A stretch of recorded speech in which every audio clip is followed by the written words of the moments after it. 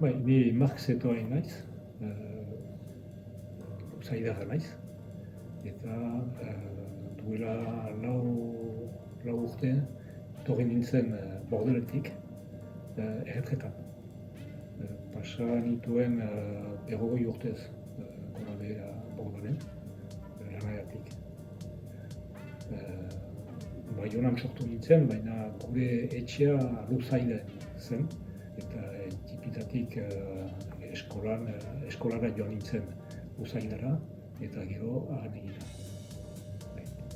Baina nire familia ez zen eskola, nire aita bai, baina ama ez. Eta etxean frantsesez mintzatu genuen. Nik ez nuen entzun euskara. Euskara herrian bizi nintzen, baina eskoletan euskara debekatua zen. Eta nire euskara soinuak kasik bakarrik zen elizetan. Lanean Bordelera joan nintzen, eta nahi nuen euskara ikasi. Baina ez zen posible, joan nintzen eskoletxera. Baina biziki gaztea zen, ni lan lapetua nintzen eta ez nuen denbora asko galdetzeko, eta azkenean utzi nuen. Eta behar bada berrogeita hamar urtekin, behar bada gero, nire ideia zen behar bada ikasiko dut bakarrik etxe.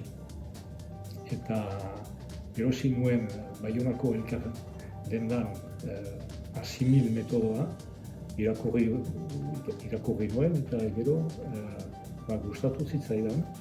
Eta erosi nuen bakarka, hori da metodoa bakarrik ikasteko.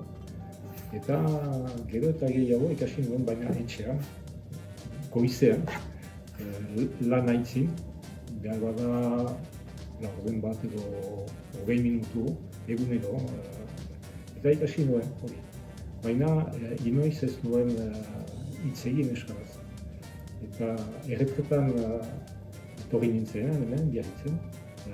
Nire izena eman nuen aekan. Eta konturatu nintzen, ez nekien ezer egan, baina buruan banekien gauza anitz. Abiadura ez dugu berdina. Eta nik hiru taldeekin ikasi nuen euskara. Eta orain jende anitz ezagutzen dut hemen.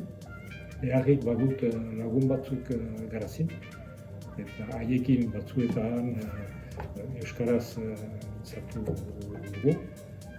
Baina eta mezuak ere euskaraz, baina hemen berritzen biziki zaila da inork ez du euskaraz hitz egiten. Biziki desberdina da. Frantsesa da nire oinarrizko kultura, ama hizkuntza, eta frantsesa da nire lehen hizkuntza, gero bazen gaztelania ere, eta euskara da hirugarrena, baina behar da importanteena. Hori da nire borondatea, euskara ikastea. Harremanak hizkuntzekin desberdinak dira.